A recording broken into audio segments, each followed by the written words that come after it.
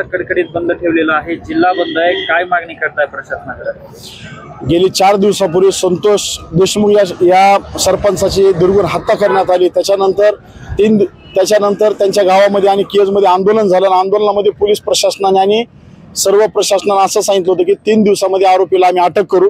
त्याच्यानंतर ते आंदोलन आम्ही स्थगित केलं। त्या आंदोलनाला सर्व जिल्ह्यातली सर्व नेते मंडळी, सर्वसामान्य लोक देखील त्याच्यामध्ये सहभागी होते, मात्र अजून आरोपीला अटक करण्यात आलेली नाही।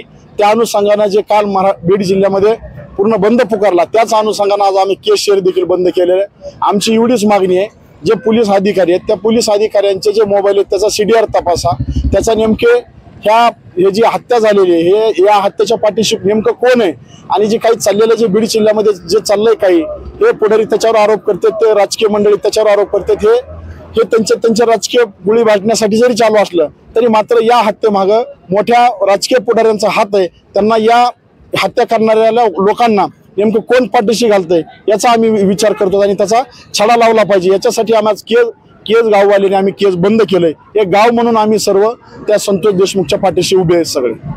तर केज शहरामध्ये आरोपींचे बॅनर लावले गेल्याचा प्रकार समोर आला, ही याच्याकडे कसं बघतो? खरं तर 2 दिवसापूर्वी देखील त्यांचे बॅनर होते, मात्र बॅनर काही मंडळींनी त्यांच्या देखील त्यांनी काढून घेतले होते। काही लोकांनी प्रशासनानं नगरपालिकेच्या लोकांनी देखील काही काढले होते, मात्र आज सकाळी एका पुलावर ते मोठं तिथं बॅनर दिसून आलं। हे खरं तर दुर्दैव म्हणावं लागेल की जे आरोपी इथं आणि आरोपीचे बॅनर जर शहरामध्ये असतील तर किती म्हणजे नेमकं काय करायचं चाललेलं आहे हे लक्षात येत नाही। असे सगळे बॅनर बघून मांडला होता, काय मागणी आहे? आरोपींना 3 दिवसाची अल्टिमेट दिला होता SP साहेबांनी। जरांगे पाटील म्हणले होते त्याप्रमाणे त्यांनी 3 दिवस कंप्लीट झाले तरी आणखी ती आरोपीच त्यांनी ताब्यात घेतलेले नाहीत। आणि जे त्यातला मेन आरोपी त्यांचा काल सकाळपर्यंत फोन चालू होता, पोलीस नेमकं करतात काय हीच कळना गेलंय, मग पोलीस स्टेशन चालू तरी कशाला ठेवायचंय? ह्याच्यामुळे आम्ही म्हणजे येणाऱ्या काही काळामध्ये जर यांनी असंच चालू ठेवलं तर आम्ही पोलीस स्टेशनला कुलूप लावायला तयार आहोत सगळे।